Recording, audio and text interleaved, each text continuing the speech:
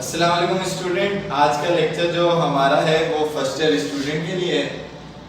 तो आपका जैसे आपको मालूम है कि कोर्स कंप्लीट हो चुका था, तो आपको जो टारगेट पेपर तो वैसे अकाउंटिंग का होता नहीं, जो प्रैक्टिस पेपर दिया था उसके हम 3 पार्ट हम यहाँ पर सॉल्व करने वाले हैं, ताकि आपको थोड़ी बेसिक भी रिवाइज हो जाए और आपके प्रैक्टिस भी हो जाए।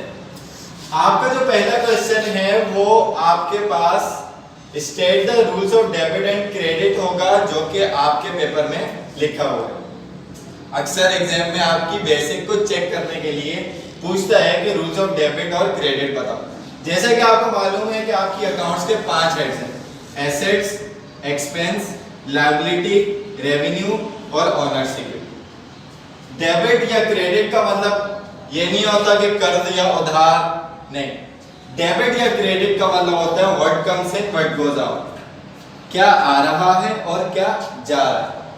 According to the debit and credit rules, जब भी एसेट इंक्रीज होता है वो डेबिट साइड रिकॉर्ड किया जाता है। इसका मतलब क्या हुआ कि जब वो कम होगा तो क्रेडिट साइड रिकॉर्ड किया जाएगा। इसी तरीके से जो एक्सपेंस है वो जब भी इंक्रीज होगा वो डेबिट होगा और कम होगा तो क्रेडिट होगा। इसका मतलब एसेट और एक्सपेंस की नेचर सेम है, ये याद रखने के लिए आपको। क्यों? क्योंकि देखिए एक्सपेंस जो होता है वो ओनर्स इक्विटी का पार्ट होते हैं। बिजनेस ऑपरेशन के लिए वो आपकी इक्विटी को कम करते हैं। जब आप इनकम स्टेटमेंट बनाते हो तो आपके प्रॉफिट को भी, ये जो ग्रॉस प्रॉफिट होता है उसको लेस कर रहे होते हैं। तो इस वजह से जब आपकी इक्विटी कम हो रही है तो इसका मतलब क्या है कि इक्विटी कम होती है तो डेबिट होती है, बढ़ती है तो क्रेडिट होती है, तो एक्सपेंस की वजह से कम होती है, रेवेन्यू की वजह से इंक्रीज होती है, तो इस वजह से वो क्रेडिट होती है। आगे बात आ जाएगी। आगे लायबिलिटी जब भी इंक्रीज होती है वो क्रेडिट साइड रिकॉर्ड की जाती है और जब भी कम होती है तो डेबिट साइड रिकॉर्ड की जाती है।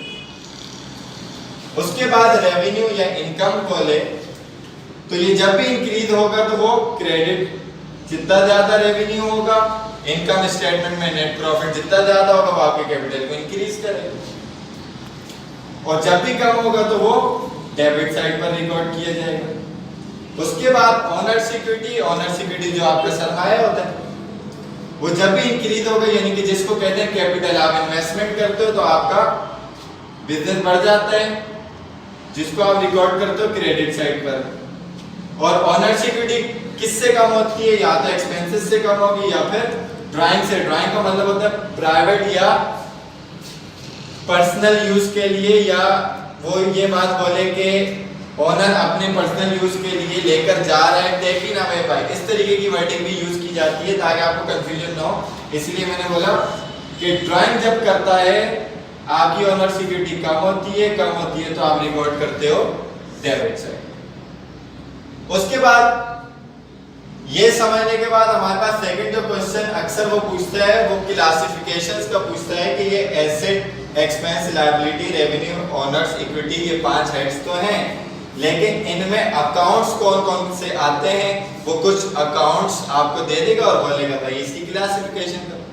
जैसा कि यहाँ पर हमारे पास क्वेश्चन के अंदर बहुत सारे अकाउंट्स हैं और ये क्वेश्चन जो है वीडियो के दरमियान में या एंड में या स्टार्ट में अपलोड भी हो जाएगा, तो आप इसको इजीली देख सकते हैं। सबसे पहले इसके अंदर जो चीज आ रही है वो कैश। हमें पता है कैश क्या है, एसेट है, तो यहां पर लिखते हैं। उसके बाद क्या है, ऑफिस इक्विपमेंट। ऑफिस इक्विपमेंट क्या है, फिक्स एसेट है तो एसेट का पार्ट, लेकिन लिखोगे आप यहां पर। एक बात यहां पर ध्यान में रखें कि हो सकता है कि एसेट की जगह वो करंट एसेट और फिक्स एसेट का कॉलम बनाने को दे दे, तो उसमें आपको ध्यान रखना पड़ेगा कि फिर कैश कहां जाएगा, करंट एसेट में, और ऑफिस इक्विपमेंट कहां जाएगा, फिक्स एसेट में। यहां पर अभी एक ही कैटेगरी है तो दोनों इसी में आएंगे। उसके बाद कैपिटल आपका पार्ट होता है ओनर सिक्योरिटी का, यानी कि इन्वेस्टमेंट, तो आप यहां पर लिख दोगे। उसके बाद आपके पास है ऑफिस सप्लाई। ऑफिस सप्लाई भी आपका करंट एसेट होती है, एसेट की क्लासिफिकेशन में आ जाएगा, तो आप यहां पर लिख दोगे ऑफिस सप्लाई। उसके बाद आपके पास है मर्चेंडाइज इन्वेंट्री। मर्चेंडाइज इन्वेंट्री का मतलब होता है वो चीज जिसका आप कारोबार करते हो, यानी कि वो तो आपका करंट एसेट हुई, कन्वर्टिबल इनटू कैश है, तो वो भी यहां पर आ जाएगी मर्चेंडाइज इन्वेंट्री। उसके बाद आपके पास गिवन है कमीशन इनकम। कमीशन इनकम आपकी रेवेन्यू कहलाती है, तो आप यहां पर लिख दोगे।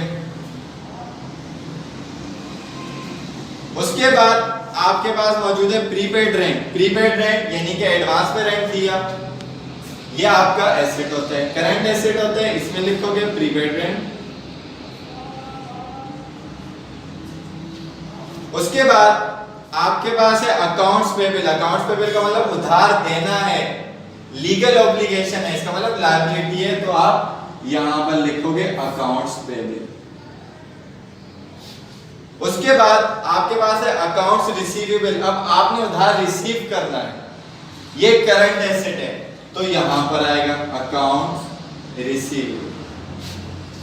उसके बाद आपके पास है सैलरीज पेबल। सैलरीज है, सैलरीज एक्सपेंस होता तो एक्सपेंस में रिकॉर्ड करते, लेकिन ये क्या है, पेबल है, यानी कि अदा करनी है, तो ये आपकी लायबिलिटी है।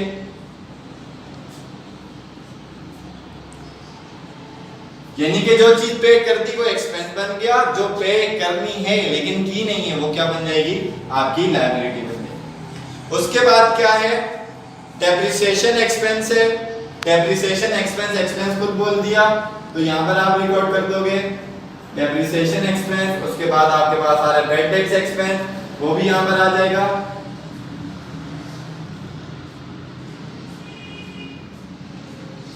डेप्रिसिएशन एक्सपेंस जो आपके फिक्स एसेट की वैल्यू कम हो रही होती है, डिक्रीज हो रही होती है, उसको क्या बोलते हैं, डेप्रिसिएशन एक्सपेंस। ये एक नॉन कैश एक्सपेंस है। बेड टैक्स एक्सपेंस क्या है कि जो भी आपके अकाउंट रिसीवेबल होते हैं, आपने कलेक्शन जो करनी होती है, उसमें से कुछ पार्ट अगर बैड कस्टमर की वजह से रिसीव ना हो पाए तो वो क्या कहलाता है, बेड टैक्स एक्सपेंस या अनकलेक्टेबल अकाउंट भी आप उसको कहते हो। उसके बाद है ड्राइंग। ड्राइंग का मतलब पर्सनल यूज के लिए लेके जाना, इसका मतलब ये किसका पार्ट हुआ, ओनर सिक्योरिटी का, तो आपने यहां पर लिख दिया ड्राइंग्स। उसके बाद आपके पास है इंटरेस्ट एक्सपेंस। इंटरेस्ट आपने पे करना है, तो ये आपका एक्सपेंस हो गया, क्योंकि यहां पर इसने एक्सपेंस लिखा हुआ है तो हमें क्लासिफिकेशन में कोई प्रॉब्लम नहीं है। उसके बाद है सेल। सेल्स का मतलब होता है बेचना। जब आप बेचते हो तो आपके पास आते हैं पैसे, या तो आपने रिसीव करते हो, तो इसका मतलब ये क्या है, आपकी इनकम। सेल्स आप कब लिखते हो कि जब भी मर्चेंडाइज इन्वेंटरी या गुड्स को बेचते हो तो आप सेल्स लिखते हो, और ये आपका रेवेन्यू। उसके बाद है परचेजेस। परचेजेस का मतलब खरीदना। जब भी मर्चेंडाइज या गुड्स खरीदते हो तभी परचेजेस लिखते हो, उसके अलावा कोई भी, फॉर एग्जांपल ऑफिस सप्लाई दिया, ऑफिस इक्विपमेंट खरीदते हो, उस वक्त तो परचेजेस नहीं लिखते, उनका नाम लिखते हो। इसका मतलब सेल और परचेज सिर्फ खास है किसके साथ, मर्चेंडाइज इन्वेंटरी और गुड्स के साथ। तो परचेजेस आपका एक्सपेंस है क्योंकि खरीदे और पैसे आपके पास से चले गए हैं, या फिर लायबिलिटी इंक्रीज हो जाएगी अगर उधार पड़े। नेक्स्ट आपके पास है सेल्स डिस्काउंट। बेचने पर डिस्काउंट देना। फॉर एग्जांपल एक चीज थी 10 रुपए की, आपने 8 रुपए की बेच दी, तो 2 रुपए का डिस्काउंट है। 2 रुपए का डिस्काउंट ये आपने दिया, इसका मतलब आपने कम रेवेन्यू कमाया। इसको हम रिकॉर्ड तो एक्सपेंस में करते हैं, बेसिकली इसकी नेचर कॉन्ट्रा रेवेन्यू है। कॉन्ट्रा रेवेन्यू का मतलब कि इसने हमारे रेवेन्यू को 2 रुपए से कम कर दिया, तो यहां पर लिख दोगे आप सेल्स डिस्काउंट। इसी तरीके से आगे आ रहा है परचेज डिस्काउंट, खरीदने पर डिस्काउंट। कि एक चीज फॉर एग्जांपल इसी को रिवर्स कर दें कि 10 रुपए की चीज थी, आपने 8 में खरीदी, 2 रुपए की आपको बचत हो गई, तो वो 2 रुपए आप कहीं और भी इन्वेस्ट कर सकते हो, कहीं और भी लगा सकते हो। इसका मतलब 2 रुपए से आपका एक्सपेंस कम हो गया, यानी कि इसकी नेचर क्या है, कॉन्ट्रा एक्सपेंस। लेकिन ये आपका फायदा है, तो आप इसको यहां पर रिकॉर्ड करते हो परचेज डिस्काउंट। उसके बाद लास्ट हमारे पास है अक्रूड इनकम या expense. Accrued income, accrued income का मतलब होता है ऐसी इनकम जो आपने कमा तो लिए लेकिन उसके पैसे रिसीव नहीं किए, तो ये आपका रिसीवेबल होता है। तो अगर अक्रूड इनकम है तो वो एसेट आ जाएगा, क्योंकि रिसीवेबल आपके एसेट हो। उसके बाद अक्रूड एक्सपेंस है। अक्रूड एक्सपेंस से मुराद क्या होता है कि ऐसा एक्सपेंस जो इनकर्ड तो हो गया लेकिन पे नहीं किया, इसका मतलब पेबल। पेबल है तो मतलब वो क्या है, लायबिलिटी है। अक्रूड एक्सपेंस आपकी लायबिलिटी। यहां तक ये क्लासिफिकेशन कंप्लीट हो गई, यानी कि आपका अगर कॉन्सेप्ट क्लियर है क्लासिफिकेशन के हवाले से तो आपको कोई भी प्रॉब्लम इसको सॉल्व करने में नहीं होनी चाहिए। एग्जामिनर का जो इरादा होता है वो आपका कॉन्सेप्ट चेक करने का होता है, तो आपका कॉन्सेप्ट ज्यादा बेहतर होना चाहिए। उसके बाद आपका थर्ड क्वेश्चन है अकाउंटिंग इक्वेशन की बेस के ऊपर कि आपसे पूछते हैं कि for each of the following find the missing item या अंडरलाइन द मिसिंग आइटम। आपको पता है कि आपकी अकाउंटिंग इक्वेशन के asset is equal to liability owners equity. Liability से मुराद जो बाहर के लोगों का क्लेम होता है अवर द बिजनेस, ओनर्स इक्विटी से मुराद जो ओनर का क्लेम होता है अवर द बिजनेस।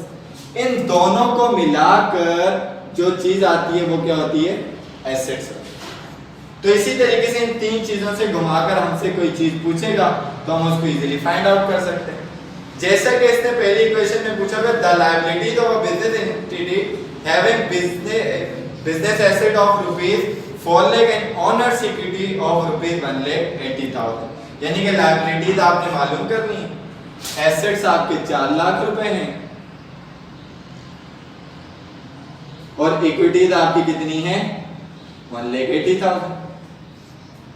तो इसका मतलब क्या हुआ कि जब हमने लायबिलिटीज मालूम करनी है, ये यहाँ पर प्लस हो रहा है तो इसको यहाँ पर ले आओ, 4 लाख माइनस 1,80,000, तो लायबिलिटीज आपको फाइंड आउट हो जाएंगी, जो कि आंसर आएगा 2,20,000। अब ये आंसर आपको मालूम हो गया। 220 को यहाँ पर रख के देख लें, 220 प्लस 180 बन जाएगा 4 लाख, यानी कि आपकी इक्वेशन सेटिस्फाई हो गई। इसी तरीके से अगर आप सेकंड इक्वेशन के अंदर देखें, सेकंड इक्वेशन में आपको कह रहा है कि the asset of a business entity having liabilities of 1 lakh and owners equity of 2 lakh. Very easy, asset आपने मालूम करने हैं, लायबिलिटीज आपके पास 1 लाख है, ओनर्स इक्विटी आपके पास 2 लाख है, तो आप प्लस करवा दो, एसेट आपके पास 3 लाख के हो जाए। कोई प्रॉब्लम वाली बात। इसी तरीके से आप थर्ड पार्ट में देखें तो वो आपको कह रहे हैं कि the owners equity of a business entity, owners equity अब मालूम करनी है, having asset of 2 lakh and liabilities of rupees 70,000। 2 lakh के आपके क्या हैं, एसेट्स हैं, लायबिलिटीज आपकी 70,000 की है और ओनर्स इक्विटी आपने मालूम करनी। लायबिलिटीज और ओनर्स इक्विटी आपकी प्लस हो रही है, वो इधर आकर इज इक्वल टू के इधर आकर माइनस हो जाएगा, 2 लाख माइनस 70,000। आपके पास जो ओनर्स इक्विटी आ जाएगी वो आ जाएगी 1,30,000। 1,30,000 को आप यहाँ पर रखोगे, 1,30,000 और 70,000 क्या हो जाएगा, 2 लाख, यानी कि एसेट के इक्वल हो जाएगा। हमारा आज का लेक्चर यहीं तक रहेगा। आई होप कि आपको ये बात समझ आई होगी। कोई भी कंफ्यूजन इन 3 क्वेश्चन के अंदर हो तो आप सवाल कर सकते हैं। मजीद आगे जो भी चीजें होंगी वो हम अगले लेक्चर में डिस्कस करेंगे। Thank you so much.